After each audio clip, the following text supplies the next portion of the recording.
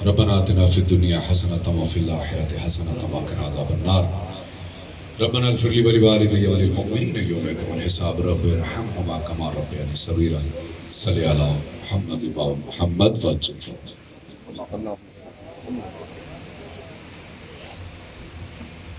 یہ تھے مقدس قادر بہت مشکور ہے ممنون ہے مالک ان کی زندگی دراز فرمائے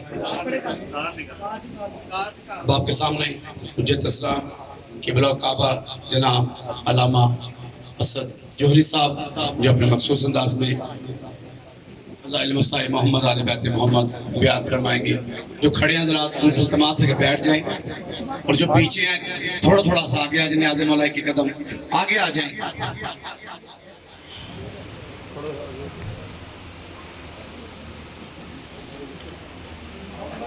محمد بلندر صلوات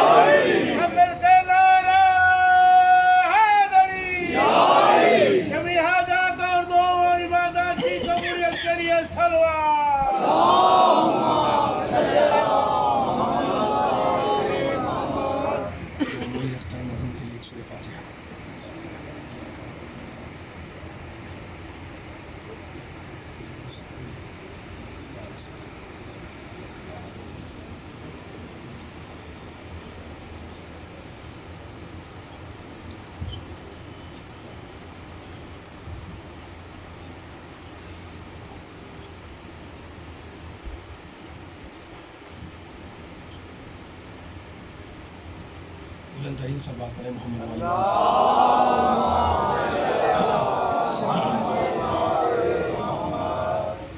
اعوذ باللہ السمیع العلیم من الشیطان اللعین الرجیم بسم اللہ الرحمن الرحیم الحمدللہ الذی ذکرہ شرف للذاکرین وشکرہ فوز للشاکرین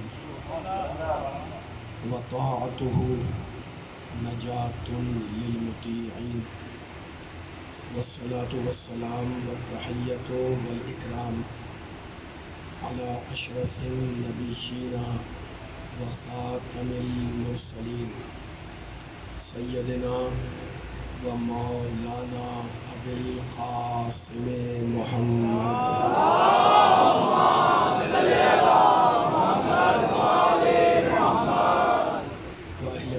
الطيبين الطاهرين المعصومين المظلومين أما بعد فقد قال الله سبحانه وتعالى في محكم كتابه المبين بسم الله الرحمن الرحيم والله الذي أرسل الرياح فتثير سحابا فسقناه إلى بلد ميت فأحيينا به الأرض بعد موتها كذلك النشور صلوات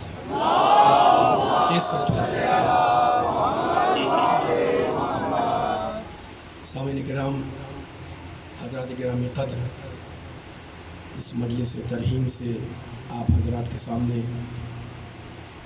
خطاب کی سعادت حاصل کرنے کے لیے میں نے سورہ مبارکہ فاطر کی 9ویں آیت کو اس مجلس کا سرنامہ سخن قرار دیا ہے۔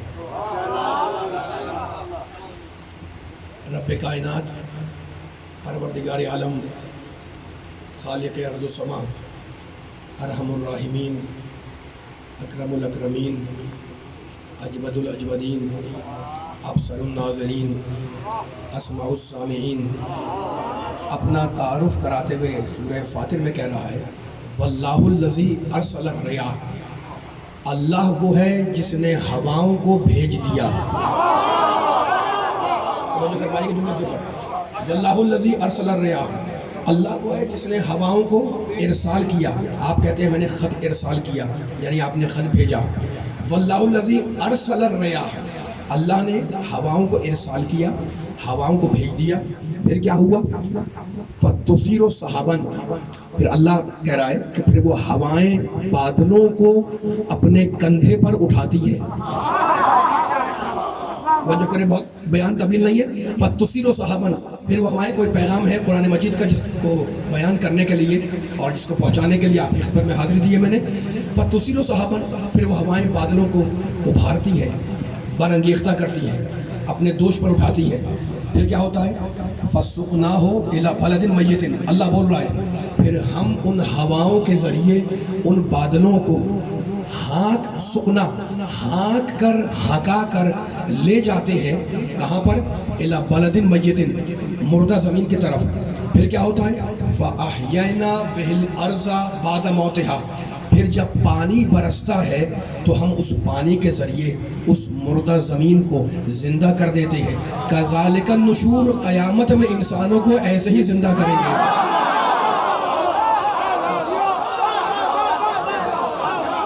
یہ آیت کا پیغام ہے رب کائنات، پروردگار عالم، خالق ارض و سما کہہ رہا ہے کہ اگر انسان اللہ کی بنائی ہوئی اس پوری کائنات میں، فقط زمین پر نہیں جہاں بیٹھے ہوئے ہیں، اللہ کی پوری کائنات پر اگر انسان غور کرے اپنی اپنی عقل کے مطابق، اپنے اپنے ذہن کے مطابق، اپنے اپنے دماغ کے مطابق، اب تعقل کرے، تدبر کرے، تفکر کرے، تو اسے یہ اندازہ ہوگا کہ یہ جو پوری کائنات ہے یہ ایک درس گاہ ہے توحید سے قیامت تک۔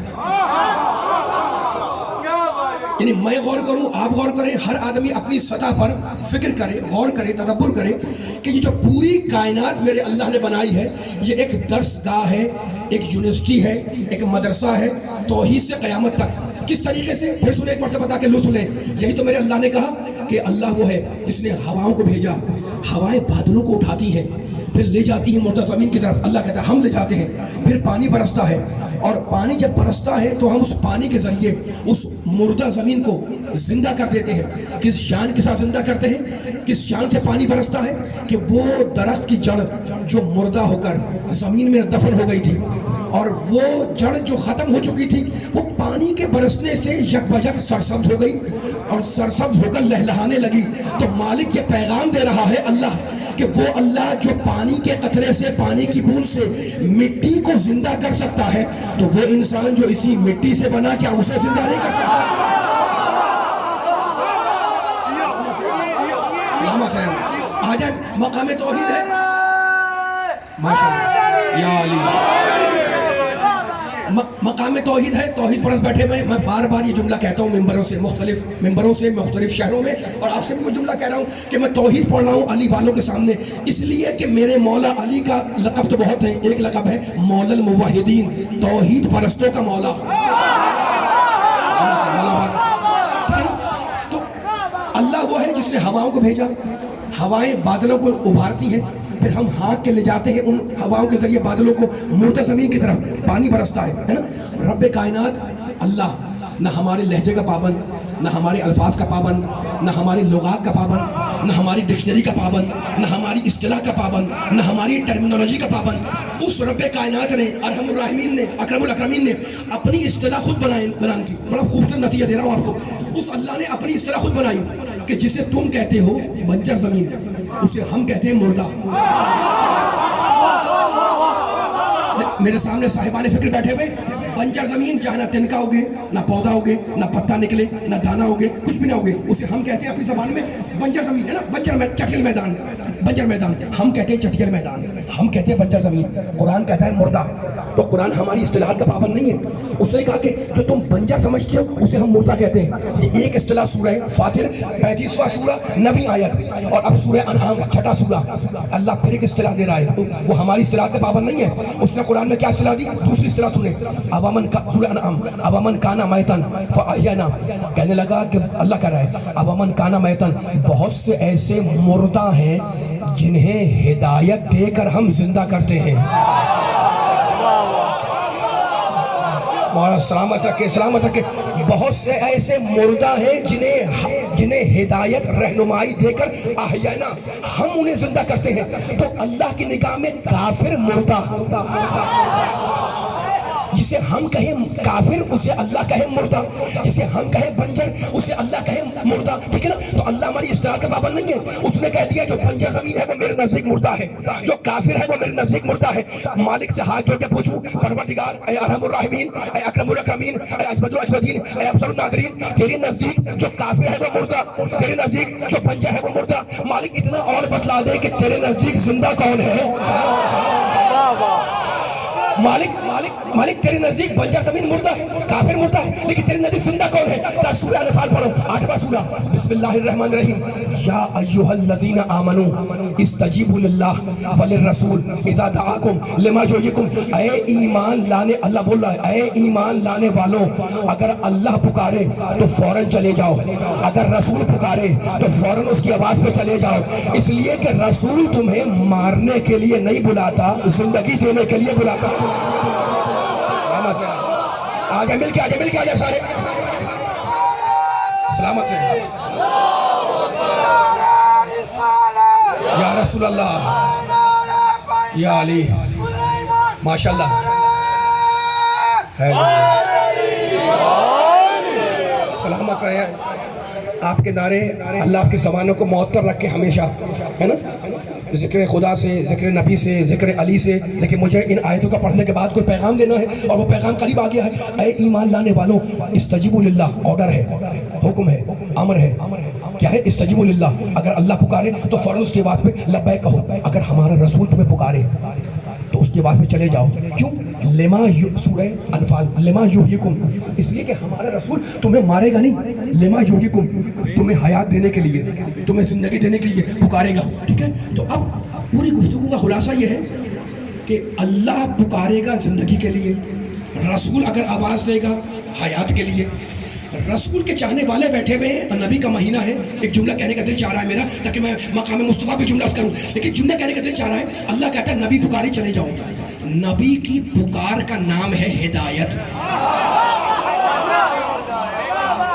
नबी की पुकार का नाम है हिदायत, है ना। नबी पुकारे नमाज के लिए, नमाज के लिए जाओ, रोजे के लिए पुकारे, रोजे के लिए जाओ, हज के लिए कहे, हज के लिए चले जाओ, ज़कात के लिए कहे, ज़कात के लिए जाओ, खुम्स के लिए कहे, खुम्स के लिए जाओ। नबी की हर पुकार का नाम है हिदायत, ठीक है। अल्लाह कहता है अल्लाह पुकारे तो जाओ, रसूल पुकारे तो जाओ। क्यों? इसलिए वो तुम्हें जिंदगी देंगे। तो अल्लाह की पुकार हयात, रसूल की पुकार हयात, हिदायत हयात, हिदायत रहनुमाई हयात। तो अल्लाह की पुकार भी जिंदगी, रसूल की पुकार भी जिंदगी, हिदायत खुद जिंदगी। और अब दो मकाम पे कहता है, आपको आयतें याद होंगी, लेकिन दो मकाम पे कहता है ला तहसबन्न लज़ीना क़ुतिलू फी सबीलिल्लाहि अमवातन, जो हमारी राह में अपना गला कटा दे उसे मुर्दा गुमान भी न करना।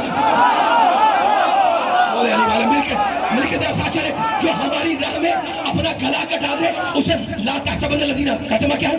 उसे खबरदार हरगिज़ हरगिज़ मुर्दा गुमान न करना। ये भी है, और ये भी है कुरान में, ला तक़ूलू लिमन युक़तलू फी सबीलिल्लाहि अमवात, जो हमारी राह में कत्ल हो जाए उसे मुर्दा मत कहना, गुमान मत करना। ये भी है, मुर्दा मत कहना, ये भी है ना। कहने का ताल्लुक ज़बान से है, गुमान का ताल्लुक दिमाग से है। अल्लाह ने ज़बान और दिमाग पर मोहर लगा दी कि हमारी राह में कत्ल होने वाले को मुर्दा मत समझना। मौला बात रखे। तो अल्लाह की पुकार हयात, रसूल की पुकार हयात, हिदायत हयात, शहादत। मैं नहीं बोल रहा हूँ, अल्लाह बोल रहा है। खुदा की पुकार हयात, रसूल की पुकार हयात, हिदायत हयात, शहादत हयात। जो अल्लाह की राह में शहीद हो जाए वो हयात बचता है, वो जिंदा है ना। तो उसूल क्या बना कि जो जितना अल्लाह से करीब हो गया उतना हयात से करीब हो गया। توجہ فرمائیں ذرا مل کے سارے جنے سامنے جتنے بیٹھے ہوئے. میں نہیں بول رہا ہوں, قرآن مجید کا جو اصول ہے وہ آپ کو سنانے کے لیے حاضر ہوا ہوں. جو اللہ سے قریب ہو گیا جتنا, وہ حیا سے اتنا قریب, اور جو اللہ سے دور ہوا وہ حیا سے اتنا دور. یعنی جو اللہ کے پاس ہے وہ زندہ ہے, جو اللہ سے دور ہے وہ مردہ ہے. یہ نبی علی کے ماننے والے بیٹھے ہوئے, جو اللہ کے پاس ہے وہ زندہ ہے, جو اللہ سے دور ہے یہ مردہ ہے. اگر قرآن کا یہ اصول سمجھ میں آ گیا تو میرے نبی نے کہا من مات علی حب آل محمد مات شہیدا. جو میری اولاد کی محبت رکھ کے مر جائے وہ مردہ نہیں زندہ ہے.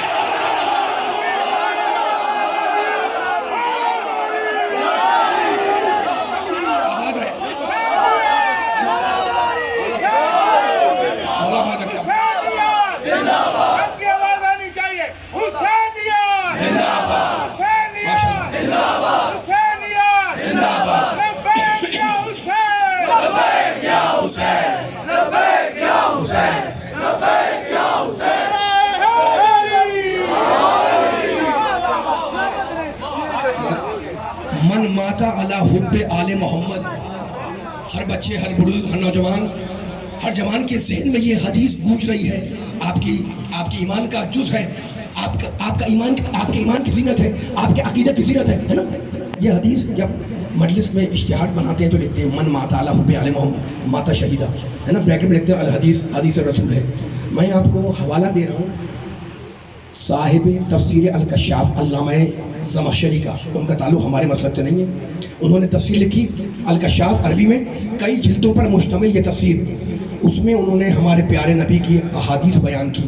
وہ جا کر آپ کتاب میں دیکھ لیے گا. میں ساری حدیثیں نہیں پڑھ رہا ہوں, لیکن یہ جو میں نے حدیث پڑھی یہ ان کا حوالہ ہے علامہ زمخشری کا. وہ کہتے ہیں کہ نبی نے کہا تھا من ماتا علی حب آل محمد ماتا شہیدا. اب فقط یہ کہا ہوتا تو میں یہ بیان کرتا. وہ کہتے ہیں کہ نبی نے کہا تھا, وہ جو کریں, وہ کہتے ہیں کہ نبی نے کہا من ماتا علی حب آل محمد ماتا طائبہ. جو میری آل کی محبت رکھ کے مر جائے وہ توبہ کیا ہوا مرا.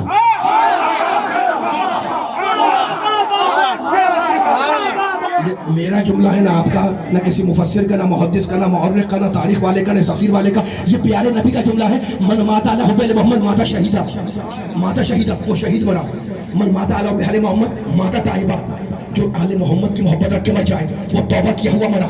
نبی نے کہا من ماتا علی حب. 4-5 حدیثیں سنا رہا ہوں آپ کو تاکہ آپ کے ایمان اور میرے ایمان کی چراغ کے لیے حدیثیں کافی ہو جائیں. من ماتا علی حب آل محمد ماتا شہیدا ماتا طائبہ ماتا مغفور اللہ. جو میری آل کی محبت مر جائے وہ مغفرت کیا ہوا مرا. جو میری آل کی محبت میں مر جائے, توجہ, وہ مغفرت کیا ہوا مرا. نبی نے کہا من ماتا علی حب آل محمد ماتا مستقبل الایمان. جو آل محمد کی محبت, میں اپنی طرف سے کر نہیں رہا ہوں, جو نبی نے بیان کیا ہے ان کے حوالے سے بیان کر رہا ہوں. علامہ زمخشری من ماتا علی حب آل محمد ماتا مستقبل الایمان. جو آل محمد کی محبت میں مر جائے وہ شہید ہے, وہ زندہ ہے, وہ تائب ہے, وہ مغفور ہے, وہ مغفرت کیا ہوا مرا, وہ توبہ کیا ہوا مرا, وہ کامل الایمان گیا.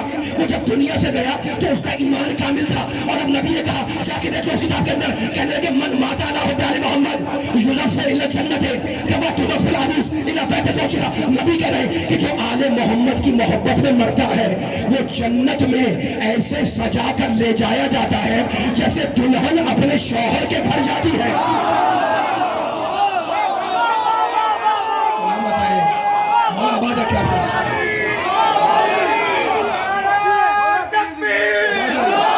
اکبر مل کے ماشاءاللہ. ایک حدیث سنانی ہے آپ کو. علی والے ہیں, شمع ولایت آپ کے دلوں میں روشن ہے نا. نبی کا کلام سنا رہا ہوں, قرآن پاک, اللہ کا کلام سنا رہا ہوں آپ کو. کلام پاک سناتے سناتے میں نبی کی حدیث سنانے لگ گیا. من ماتا علی حب آل محمد ماتا شہیدہ, من ماتا علی حب آل محمد ماتا طائبہ, من ماتا علی حب آل محمد ماتا مغفور اللہ, من ماتا علی حب آل محمد کامل الایمان گیا, طائب گیا, مغفور گیا, مغفرت کیا ہوا گیا, شہید مرا, زندہ مرا. یضاف الی الجنت کما تضاف العروس الی بیت زوجها. اور جو آل محمد کی محبت میں مر جائے, نبی کہہ رہے ہیں کہ وہ جنت میں ایسے مزین کر کے, ایسے زینت دے کر, ایسے سجا کر لے جایا جائے گا کما تضاف العروس. تشبیہ دیکھیں, جیسے دلہن, جیسے عروس اپنے شوہر کے گھر جاتی ہے ویسے جائے گا آل محمد کا محب, آل محمد کی محبت رکھنے والا. اور اب نبی نے جملہ کہا من ماتا علی حب آل محمد. جو آل محمد کی محبت میں مرتا ہے جعل اللہ قبرہ مزار ملائکۃ الرحمہ، جو میری آل کی محبت میں مر جائے اللہ اس کی قبر کو فرشتوں کی زیارت گاہ بناتا ہے. کس کی قبر کو؟ مومن کی قبر. تو فیصلہ کرانے والوں کہ مومن کی قبر تو فرشتوں کی زیارت گاہ بن جائے اور جو امیر المومنین بن کے آ جائے.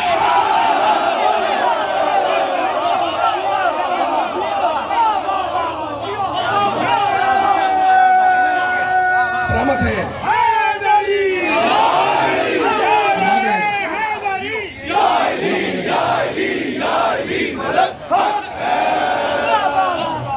اتنی بلند صلوات پڑھ دیں محمد والے محمد پر.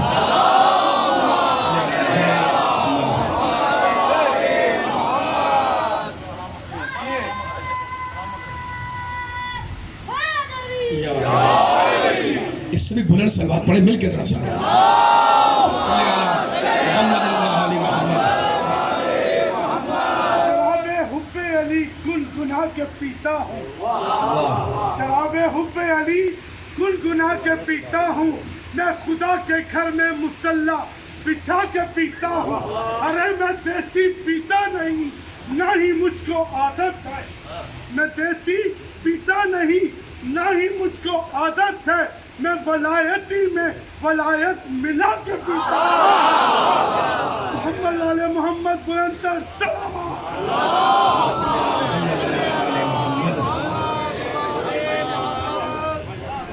واللہ الذی ارسل الرياح، ہم نے مردہ زمین کو پانی برسا کر کیا کیا.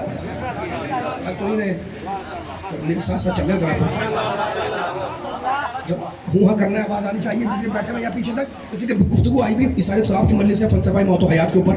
اب میں پھر ایک آیت پڑھ رہا ہوں سورہ نحل کی 16ویں سورہ کی، ہے نا. اللہ کہتا ہے من عمل صالحا من ذکر او انثی وہو مؤمن. جو بھی دیکھو کون سا ایسا انسان ہے مجھ سمیت جو جنت میں جانا نہیں چاہتا. میری بھی تمنا، آپ کی بھی تمنا، ان کی بھی تمنا، ہر خواہش. نماز پڑھتے کہ جنت مل جائے، روزہ رکھتے کہ جنت مل جائے، ٹھیک ہے نا. اللہ کیا کہہ رہا ہے؟ جنت دوں گا تمہیں. اللہ کریم ہے، کریم العفو ہے، احسن التجاوز ہے، اکرم الاکرمین ہے، اجود الاجودین ہے، رحیم ہے، رحمان ہے، کریم ہے. کتنے نام ہیں اللہ کے. وہ کہتا ہے جنت تمہیں دوں گا، لیکن کیا کرو؟ من عمل صالحا، سورہ نحل، جو بھی اچھا عمل بجا لائے، من ذکر او انثی، چاہے مرد ہو یا عورت، وہو مؤمن، لیکن شرط یہ ہے کہ با ایمان.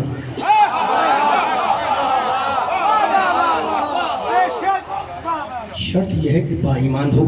تو مالک تو کیا کرے گا؟ کہتا ہے فَلَنُحْيِيَنَّهُ. تو جا کے آیت دیکھیں، فَلَنُحْيِيَنَّهُ حَيَاةً طَيِّبَةً. ہم ایسے انسان کو مرنے نہیں دیں گے، پاکیزہ زندگی کے ساتھ زندہ رکھیں گے. ہمارا پیدا کرنے والا اللہ، ہمیں زندگی دینے والا اللہ، ہمیں حق حیات دینے والا اللہ ہے نا. اچھا تو اب اللہ نے ہمیں حیات دی. اب حیات ایک جملہ کہنا چاہ رہا ہوں لیکن پھر ایک آیت پڑھنا ہوں تاکہ ذہن آپ کے آمادہ رہے اور جملہ آگے بڑھ جائے. سورہ ملک میں کہتا ہے شروع کی آیت بسم اللہ الرحمن الرحیم تبارک الذی. توجہ فرمائے ایک جملے کے اوپر ذرا ہوں کرنا ہے میرے ساتھ ساتھ تاکہ جملہ ضائع نہ ہونے پائے. آیتیں ظاہر کہ میں کوئی شعر تو نہیں پڑھ رہا ہوں لیکن یہ آیتوں کا گلدستہ ہے جو آپ کو پیش کرنے لگا ہوں. بس ہوں کرنا ہے جتنے دائیں بائیں ممبر کے بیٹھے پیچھے بیٹھے ہوئے. کہتا ہے پروردگار سورہ ملک کے اندر تبارک الذی بیدہ الملک، بابرکت ہے وہ اللہ جس کے قبضہ قدرت میں پوری کائنات ہے. یہ اللہ کون ہے؟ وَهُوَ عَلَىٰ كُلِّ شَيْءٍ. بہت طویل بیان نہیں کر رہا ہوں میں، 15-20 منٹ دیں مجھے تاکہ فضائل پڑھ کے مسائل پہ آ جاؤں. یہ اللہ کون ہے؟ وَهُوَ عَلَىٰ كُلِّ شَيْءٍ قدیر. یہ اللہ وہ ہے جو ہر شے پر قادر ہے، قدیر ہے. صاحبان فکر بیٹھے ہوئے. اس کے بعد کہتا ہے یہ اللہ ہے کون؟ الذی خلق الموت والحیات. یہ اللہ وہ ہے جس نے موت کو پیدا کیا. یہ اللہ وہ ہے جس نے حیات کو پیدا کیا. تو حیات اللہ کی پیدا کی ہوئی، حیات مخلوق ہے. ہمیں حیات ملی اللہ کی دی ہوئی، ہماری حیات مخلوق ہے. لیکن آیت الکرسی میں کہتا ہے اللہ لا الہ الا هو مولا بات رکھے. اللہ کہتا ہے میں خود بھی صاحب حیات ہوں. کوئی پیغام دے رہا ہے میرے ساتھ چلے. اللہ میں دیکھو آیت ملا کے گلدستہ پیش کر رہا ہوں. اللہ لا الہ الا هو الحی القیوم. اللہ کہتا ہے میں حی ہوں، یعنی میں بھی حیات رکھتا ہوں. تو ایک حیات وہ جو مخلوق کو ملی، ایک حیات وہ جو خالق کو ملی. مخلوق کی حیات کا مفہوم اور ہے.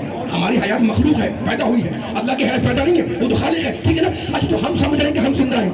اور ہم خوش رہے. اچھا کوئی میں جھوٹ بھی نہیں ہے, ہم سمجھ رہے ہیں کہ ہم زندہ ہیں تو واقعی ہم زندہ ہیں, ہے نا, لیکن قرآن کہتا ہے ہم سمجھ رہے ہیں فقط ہم زندہ ہیں. یہ فقط کا لفظ جو ہے نا غلط ہے, اس لیے کہ سورہ نحل میں اللہ کہتا ہے واللہ انزل من السماء ماء. توجہ فرمائے, میں آیتیں پڑھ کے کوئی پیغام دینا چاہ رہا ہوں میں. واللہ انزل من السماء ماء, اللہ کہتا ہے میرا احسان یہ ہے کہ میں نے آسمان سے پانی برسایا, فاحیا بہ الارض بعد موتها, اس کے بعد میں نے مردہ زمین کو پانی سے زندہ کیا. وہ سورہ فاتر کی آیت, یہ سورہ نحل کی آیت, ٹھیک ہے نا. تو ان دو آیتوں نے بتلا دیا کہ زمین مرتی بھی ہے اور زمین زندہ بھی ہوتی ہے.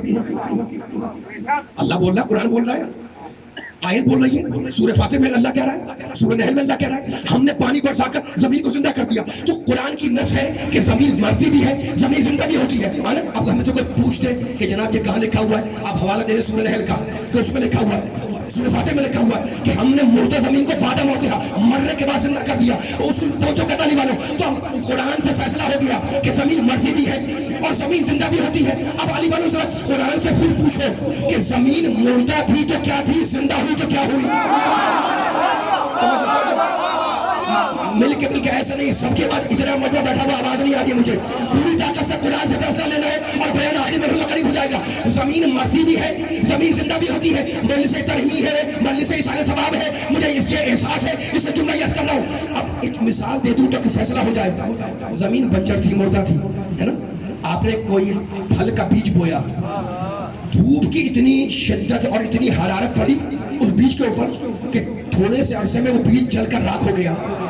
پھر کسی نے کوئی گٹھلی بوئی اور چاہا کہ کوئی درخت نکلے, پودا نکلے, لیکن دھوپ کی اتنی شدت تھی, زمین مردہ تھی, تو وہ گٹھلی بھی جل کر راکھ ہو گئی, ختم ہو گئی. پھر میں نے کوئی بیج بویا سبزی کا, تھوڑی دیر کے بعد وہ بیج بھی جل کر راکھ ہو گیا. کیوں؟ اس لیے کہ زمین مردہ ہے. تو زمین کے مردہ ہونے کی علامت کیا ہے کہ اسے جو مل رہا ہے اسے بچا نہیں پا رہی. آجا مل کے یہ تھا مجھے بیٹھا لگے علی والے بیٹھے میں, بیج بویا نہ درخت نے گیا, نہ پودا, نہ ٹہنی, نہ پتا, ہے نا. جو ملا اس نے ضائع کر دیا, بلکہ جلا کے راکھ کر دیا. تو اب میں ہماری سمجھ میں آ گیا کہ زمین کے مردہ ہونے کی نشانی اور اس کی علامت یہ ہے, اس کی پہچان یہ ہے کہ اسے جو بیج دیتے ہیں تو جلا کے راکھ کر دیتی ہے. اور اب قرآن کہتا ہے یہ زمین کے مردہ ہونے کی علامت. اور اب اللہ کہتا ہے قرآن کے اندر کہ ہم نے جب پانی برسا کر زمین کو زندہ کیا تو ہم نے اس ایک دانے کو 10 نہیں 700 بنا دیا.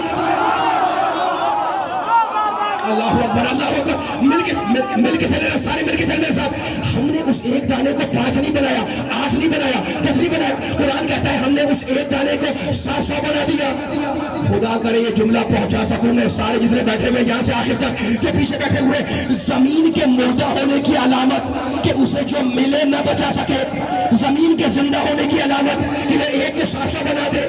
قرآن میں اللہ یہ کہنا چاہ رہا ہے کہ انسان اپنی حیات کو زمین کی حیات سے پہچانے. زمین کی حیات پست ہے, انسان کی حیات بلند ہے. زمین کی حیات ادنا ہے, انسان کی حیات اعلیٰ ہے. اللہ چاہتا ہے کہ انسان زمین کی زندگی سے اپنی زندگی کو پہچانے. کیسے پہچانے؟ جسے جو دیا جائے اگر وہ نہ بچا سکے وہ مردہ. مولا آباد ہے, مل گیا. میں جس منزل پر آپ کو لانا چاہ رہا ہوں اب آ گئے. جسے جو دیا جائے اگر وہ نہ بچا سکے, قرآن پڑھوں گا, اگر وہ نہ بچا سکے وہ مردہ, اور جو ایک کو 1000 بنا دے وہ زندہ. بزم رسول نے دونوں نقشے کھینچ دیے. قرآن کہتا ہے حتی اذا خرجوا من عندك, قرآن سننا, حتی اذا خرجوا من عندك قالوا للذین اوتوا العلم ماذا قال آنفا. رسول یہ تیرے پہلو میں بیٹھنے والے,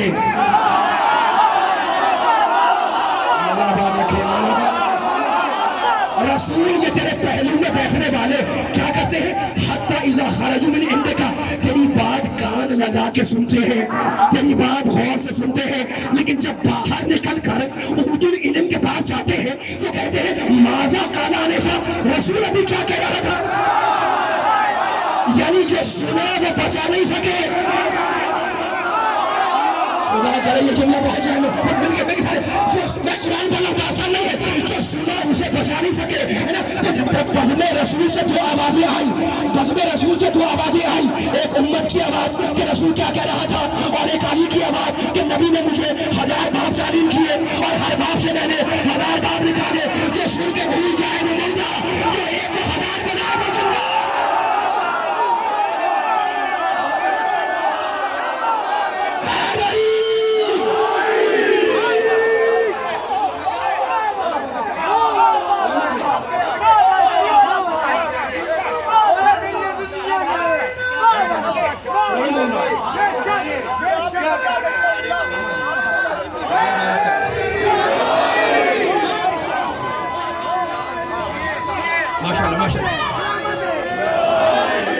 कितने ही बुलंद सलवात मिलकर पढ़े।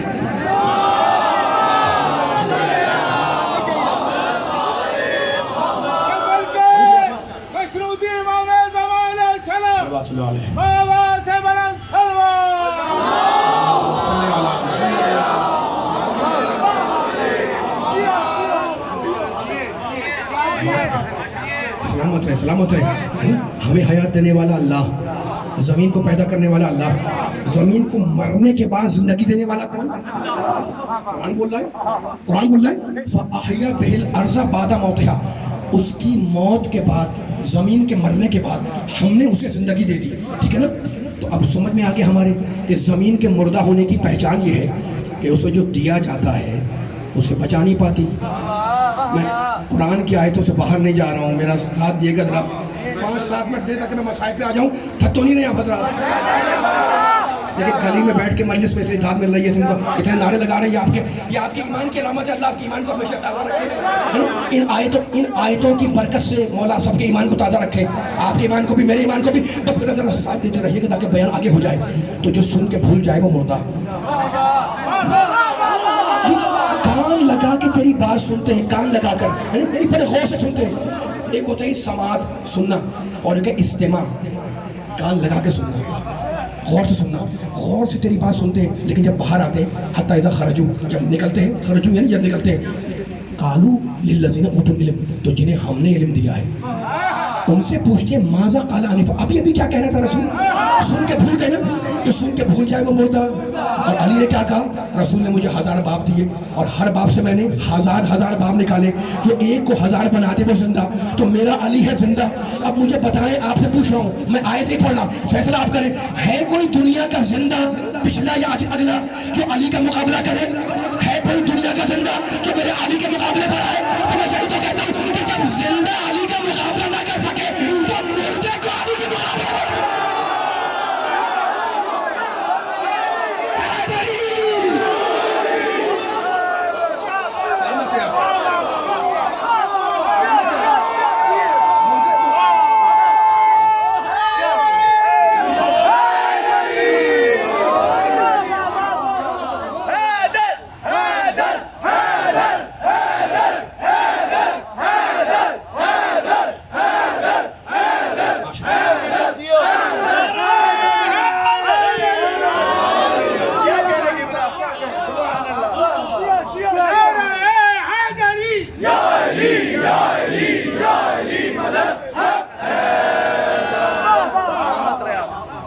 कुरान की आयतें हैं, कुरान का बयान है।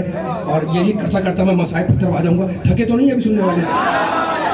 अच्छा, अब हमें पैदा करने वाला अल्लाह, हमें हयात देने वाला अल्लाह। देखो, इंसान की अज़मत पर जुमला कह रहा हूँ मैं, थोड़ी सी बारीक बात है, एक फ़िक़ही मसला बयान करूँगा मैं, लेकिन मेरा साथ दिएगा यहाँ से आखिर तक, और यही शायद मेरा आखिरी जुमला होगा। थोड़ा सा मैं आहिस्ता होऊंगा, आहिस्ता नहीं होइएगा, ठीक है ना? मौला आबाद रखे, मौला आबाद रखे। अली तो वाकई हक है ना? बल्कि हक का इमाम है। अली आगे, हक पीछे। मैं थोड़ी कह रहा हूँ, तो नबी कह रहे हैं कि हक को उधर उधर मोड़ दे, जिधर जिधर अली मोड़, ठीक है ना? अच्छा, तो अब पैदा करने वाला हमारा अल्लाह। अब एक जुमला सुना, पूरी ताकत से सुनना जुमला ये। इंसान जब पैदा हुआ, दुनिया में आया, तो अल्लाह ने गुस्ल विलादत को मुस्तहब रख के बतलाया कि ये नजिस नहीं है। तवज्जो फरमाए, जाके फ़िक़ह की किताबों में देख लें, बच्चा जब पैदा होता है गुस्ल दिया जाता है, गुस्ल विलादत, गुस्ल मौलूद, है ना? लेकिन बच्चा नजिस नहीं है। क्यों? इसलिए कि अगर नजिस होता तो गुस्ल विलादत वाजिब होता। तवज्जो चारों जुमले की, कोई नतीजा देना है मुझे इस जुमले के ऊपर। बारीक सी बात मैंने पहले कह दी थी, बारीक सी बात है लेकिन साथ देने में, है ना? तो मरने के बाद का गुस्ल वाजिब, पैदाइश के वक्त का गुस्ल मुस्तहब, मरने के बाद का गुस्ल गुस्ल मय्यत वाजिब, पैदाइश के वक्त का गुस्ल मुस्तहब। अगर वाजिब, अगर नजिस होता बच्चा तो गुस्ल वाजिब, गुस्ल विलादत वाजिब हो जाता, वाजिब नहीं है, ठीक है ना? तो अब वो जुमला कह रहे थे कि चाहे मरने के बाद ये इंसान नजिस हो जाए, आज़मत इंसान देखना, लेकिन पैदाइश के वक्त ये नजिस नहीं है, वरना गुस्ल वाजिब हो जाता, ठीक है? तो अब अल्लाह ने पैदा किया, हमें दुनिया में भेजा, हम दुनिया में पैदा हुए, अल्लाह हमारा खालिक है, हम मखलूक है। ये जो इंसान दुनिया में आया ये मुसाफिर है, اسے سفر کرنا ہے. اس کے سفر کی 3 منزلیں ہیں بنیادی. اگر یہ 3 منزلیں میں نے بیان کر دی تو بیان میرا ختم ہو جائے گا. میں نے کہا باریک بات میں نے چھیڑ دی ہے دھرم پورا لاہور کے ماننے والوں کے سامنے. یا میرا ساتھ دیتے رہنا ہے تاکہ جملہ قائم ہونے پائے. پوری طاقت لگانی ہے, ٹھیک ہے. اس مسافر کی 3 منزلیں ہیں. یہ 3 منزلیں میں نے بیان کر دی تو ایک خوبصورت نتیجہ ہدیہ ہو جائے گا. پہلی منزل ہے صلب پدر, باپ کے صلب میں رہا. سورہ حلقہ میں اللہ بول رہا ہے ہم نے انسان کو قطرہ نجس سے پیدا کیا, ہم نے انسان کو مادہ تخلیق سے پیدا کیا, ہم نے پیدا کیا تاکہ تمہارا امتحان لیں. تو انسان کی پہلی, اس مسافر انسان کی پہلی منزل کیا ہے؟ صلب پدر. دوسری منزل ہے رحم مادر, ماں کے شکم میں آیا. تیسری منزل ہے یہ دنیا میں آیا. انسان جب دنیا میں آتا ہے جب بھی اسے غسل دیا جاتا ہے. انسان جب دنیا سے جاتا ہے جب بھی اسے غسل دیا جاتا ہے. جب آتا ہے تو غسل ولادت, جب جاتا ہے, میں نے کہا نا باریک بات ہے, خاموش نہیں بیٹھنا. جب جاتا ہے تو غسل میت ہے نا, لیکن دونوں غسل میں فرق یہ ہے کہ غسل ولادت ہے مستحب, غسل میت ہے واجب, ہے نا.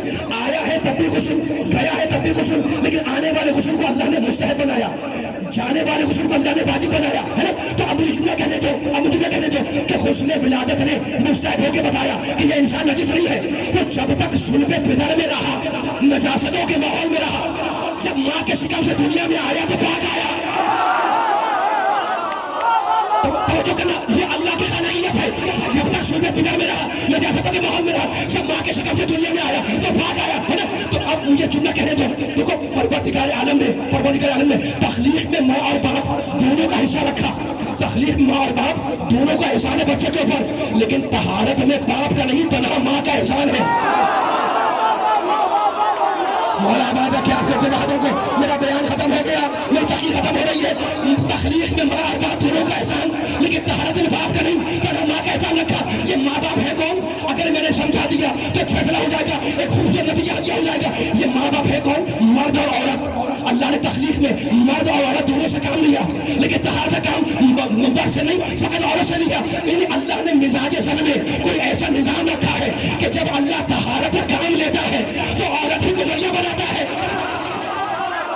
ہماری تخلیق میں جب طہارت کا کام لیا تو عورت کو ذریعہ بنایا, اور جنہیں اللہ نے بنایا ہی بات تھا, جب ان کی طہارت کا اعلان کیا تو وہاں بھی کسی مرد کو نہیں عورت کو واسطہ بنایا. چادر میں پنجے میں رہے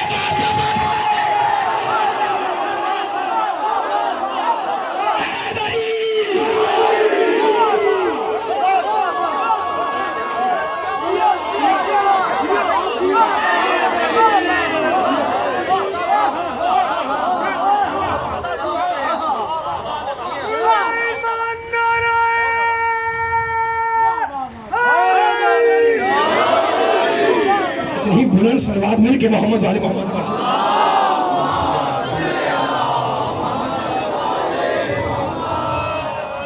ہمارا رسول پکارے تو فوراً جاؤ. اے ایمان لانے والوں, استجیبوا للہ, آرڈر کر اللہ. اگر ایمان رکھتے ہو تو نبی کی آواز پہ چلے جاؤ, ہے نا. اللہ نے کہا تھا نبی کی آواز پہ چلے جاؤ, یہ قرآن کی آیت ہے نا. اب میں کیا کروں علی والوں کہ جو قرآن کہہ رہا ہے کہ نبی کی پکار پہ چلے جایا کرو, وہی قرآن کہہ رہا ہے کہ یاد کرو اس وقت کو کہ جب نبی پکار رہا تھا اور تم پلٹ کے دیکھنے کو تیار نہیں تھے.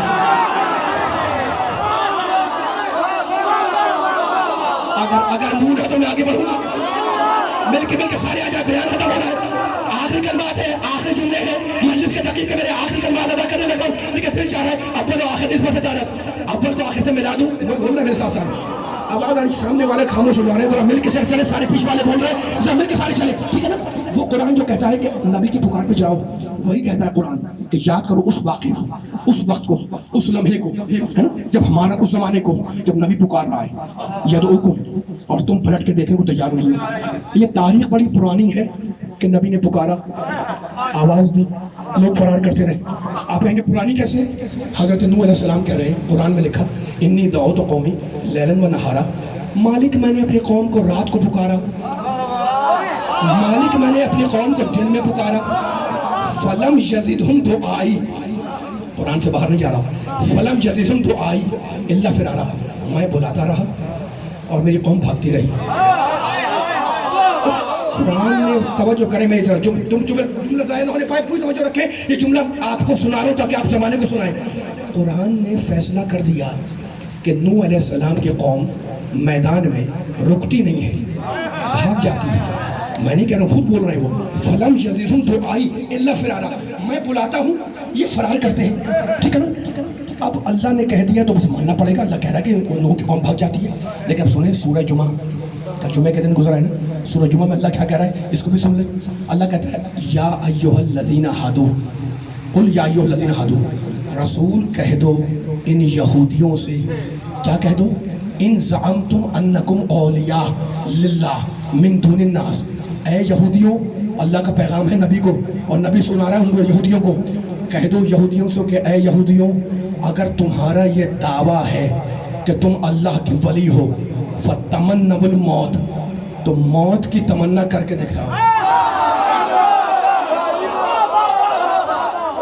آواز نہیں آ رہی مجھے، آواز نہیں آ رہی ہے. اتنا بڑا جملہ قرآن مجید کا، پوری طاقت میں لائے تاکہ میں مسائل پہ آ جاؤں، پوری طاقت کے علی والے بیٹھے ہوئے ہیں جس کے دل میں شمع ولایت روشن ہے، یہاں سے وہاں تک یہ جملہ طے نہ ہونے پائے، جو بچے ہیں، جو بڑے ہیں، جو گھر بیٹھے، جو کھڑے ہوئے ہیں. انسان تم انکم اولیاء، اگر تمہارا یہ زعم ہے، تمہارا گمان ہے، تمہارا یہ دعویٰ ہے، تمہارا یہ کلیم ہے کہ تم اللہ کے ولی ہو، تو کیا کرو دلیل میں؟ فتمنوا الموت، موت کی تمنا کرو، ان کنتم صادقین، اگر تم بولتے رہنا، آواز نہیں آ رہی مجھے ابھی بھی، جملہ ضائع ہوا تو مجھے افسوس ہوگا. اگر میرا ساتھ دینا نوجوانوں آخری عالمی تک، اگر تم سچے ہو تو موت کی تمنا کرو. کس میں سچے ہو؟ اگر اپنے دعوے میں. اور اس کے بعد اللہ خود کہتا ہے وَلَا يَتَمَنَّوْنَهُ أَبَدًا بِمَا قَدَّمَتْ أَيْدِيهِمْ، رسول ان سے کہہ تو دو کہ یہ موت کی تمنا کریں، لیکن ہم جانتے ہیں کہ یہ موت کی تمنا نہیں کریں گے، اس لیے کہ ان کا ماضی خراب ہے. جس کا ماضی خراب ہے وہ موت کی تمنا نہیں کرتا. ماشاءاللہ ماشاءاللہ ماشاءاللہ، خدا آپ کے ہاتھوں کو سلامت رکھے. آ جائے آخری جملہ، فقیر کا آخری جملہ، آخری بیان، آخری کلمات، آخری جملے، اور پوری طاقت سے پہنچ جائیں گے انشاءاللہ. میں مسائل پہ آ جاؤں گا. اللہ نے کہا ان سے کہتے ہو، لیکن ہم جانتے ہیں وَلَا يَتَمَنَّوْنَهُ، سورہ جمعہ ہے، ابدا بما قدمت ایدیہم، یہ ابد الآباد، یہ قیامت تک، یہ آخرت تک موت کی تمنا نہیں کریں گے، اس لیے کہ ان کا پاسٹ، ان کا ماضی، ان کا گزشتہ خراب ہے. واللہ علیم بالظالمین، اور اللہ ظالموں سے خوب واقف ہے. قل، پھر قرآن آگے بڑھا، قل ان الموت الذی، رسول کہو ان یہودیوں سے، ان الموت الذی تفرون منہ فانہ ملاقیکم، اے یہودیوں، جس موت سے تم بھاگ رہے ہو اس سے بچنے والے نہیں ہو. تم بھاگتے رہو، اس سے بڑا جملہ آنے والا ہے. میں آہستہ ہو گیا ہوں، اب یہاں سے میں آخر تک آہستہ نہیں ہونا ہے. اگر قرآن کا جملہ دل میں اتر جائے تو خود بھی سنو، زمانے کو سناؤ، لیکن پوری طاقت کے ساتھ کہ لگے علی والے بیٹھے ہوئے. رسول کہہ دو کہ جس موت سے تم بھاگ رہے ہو اس سے بچنے والے نہیں ہو، تم بھاگتے رہو، موت تمہارے پیچھے پیچھے آتی رہے گی. تو اللہ نے فیصلہ کر دیا کہ یہودی میدان سے بھاگتے ہیں، کہ اللہ نے فیصلہ کر دیا کہ یہودی میدان میں ٹھکتا نہیں ہے. کافروں کی دو قسم ہے، ایک تو بالکل مشرک ہے اور دوسرا ہے اہل کتاب. عیسائی اہل کتاب ہے، یہودی اہل کتاب ہے نا. خیبر کی جنگ اگر عام مشرکوں سے ہوتی تو ہمیں صبر آ جاتا. ماشاءاللہ ماشاءاللہ، مولا آباد رکھے، سلامت رہیے، آباد رکھے. دھرم پورے والوں میں آخری دن کہہ رہا ہوں، خیبر کی جنگ اگر عام مشرکوں سے ہوتی تو ہمیں صبر آ جاتا. کیوں صبر آتا؟ اس سے کہ امکان ہے کہ شاید میدان میں ٹھیک جائے، عام مشرک ہے نا. لیکن آپ کو معلوم ہے کہ خیبر کی جنگ عام مشرکوں سے نہیں ہے، بھاگنے والے یہودیوں سے ہے. اب قرآن کہے کہ یہ بھاگنے والے، تاریخ کہے کہ وہ بھاگنے والے، مجھے نہیں معلوم والی والے. تاریخ کہے کہ یہ بھاگنے والے، قرآن کہے کہ وہ بھاگنے والے. تو اللہ نے یہ کیوں کہا کہ رسول یہودیوں سے کہو کہ یہ موت کی تمنا کرے؟ اس لیے ان کا دعویٰ یہ تھا، توجہ، ان کا دعویٰ یہ تھا کہ ہم اللہ کے ولی ہیں. تو ان سے کہہ دو کہ اگر اللہ کے ولی ہو تو میدان میں ٹھکے دکھلاؤ، لیکن یہ ٹکیں گے نہیں، یہ تو بھاگ جائیں گے. تو فیصلہ ہو گیا کہ جو یہودی میدان سے بھاگے، جب وہ اللہ کا ولی نہیں بنتا تو جو یہودیوں کو دیکھ کے بھاگے،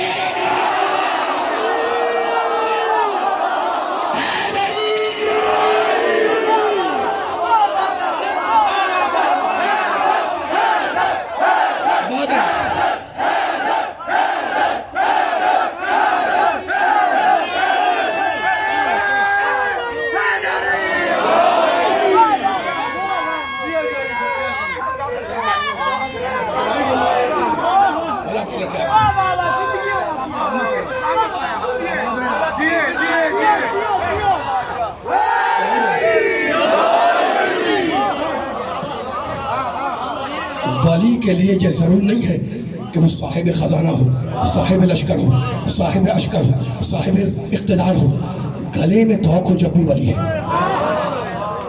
ہاتھوں میں ہتھکڑیاں ہوں جب بھی ولی ہے، پیروں میں بیڑیاں ہوں جب بھی ولی ہے۔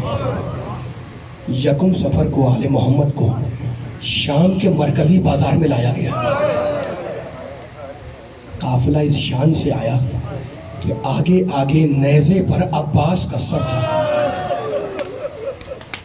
خدا آپ کی آوازوں کو سلامت رکھے، اور جس کے ہاتھ میں وہ نیزہ تھا وہ پکار پکار کے کہہ رہا تھا کہ یہ ابن ابو تراب کے علم بردار کا سر ہے۔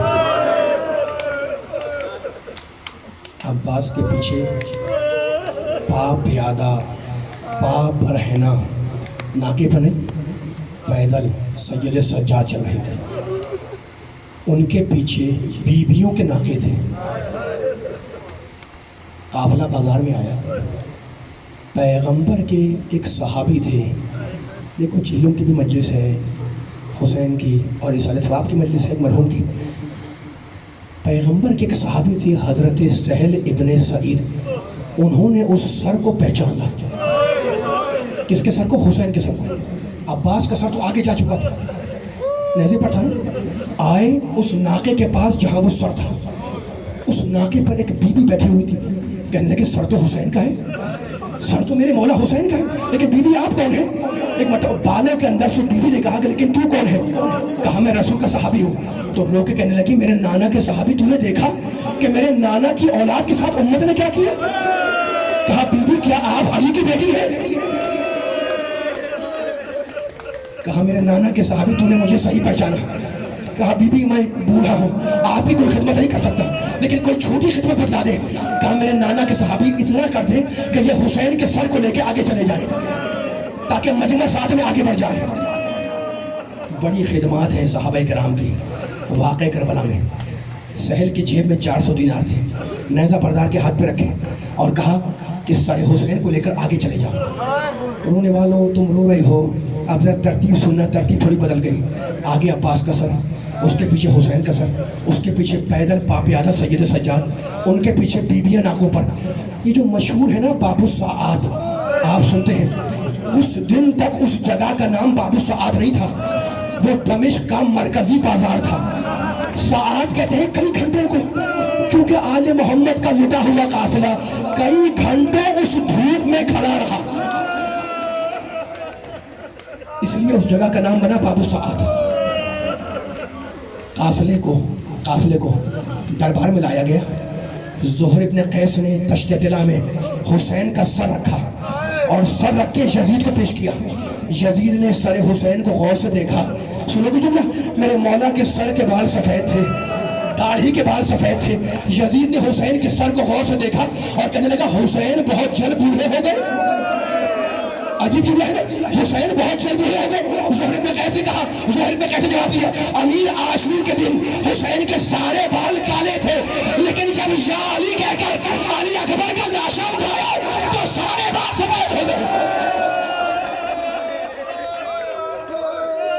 سر کو دیکھنے کے بعد بیویوں پہ نگاہ ڈالی اور کہنے لگا من ہاذہی من ہاذہی من ہاذہی، یہ عورت کون ہے؟ یہ عورت کون ہے؟ یہ عورت کون ہے؟ یہ عورت کون ہے؟ زہر ابن قیس نے ایک ایک کا نام بتایا، یہ فلاں بی بی ہے، یہ فلاں بی بی ہے، یہ فلاں بی بی ہے۔ اب یزید نے نگاہ کی سید سجاد پر، کہنے لگا من ہاذا، یہ کون ہے؟ کہا یہ علی ہے۔ کہا کس کا بیٹا؟ کہا حسین کا۔ بس آخر جملے، کہا تم نے تو کہا تھا حسین کا بیٹا علی قتل ہو گیا۔ سجاد بولے وہ میرا بھائی تھا، اس کا نام بھی علی تھا۔ ایک مرتبہ یزید کہنے لگا ابن مرجانہ نے، یہ ابن زیاد کا نام ہے، ابن مرجانہ نے اچھا نہیں کیا جو حسین کو قتل کر دیا۔ سجاد بولے خدا میرے باپ کے قاتل پہ لعنت کرے، یہ ہے دبدبہ امامت کا، یہ ہے ولایت کبریٰ، خدا میرے باپ کے قاتل پہ لعنت کرے۔ کہا میرے سامنے تمہاری یہ ہمت، میں تمہیں قتل کرا دوں گا۔ سجاد پھر بولے خدا میرے باپ کے قاتل پہ لعنت کرے۔ یزید کو غصہ آیا، جلدات کو حکم دیا کہ سجاد کو قتل کر دو۔ انہوں والوں جیسے ہی جلدات تلوار لے کر آگے بڑھا، ان بیویوں میں سے ایک بیوی آگے نکلی، سجاد کا ہاتھ پکڑ کے پیچھے کھینچا اور خود سامنے آ گئی اور کہنے لگی کہ یزید تیری مجال کہ تو میرے ہوتے ہوئے میرے بیٹے کو قتل کر دے۔ یزید گھبرا گیا، کہنے لگا من هذه المتکبرہ، یہ مغرور عورت کون ہے؟ مقتل کی جملے رونے والے، یہ مغرور عورت کون ہے؟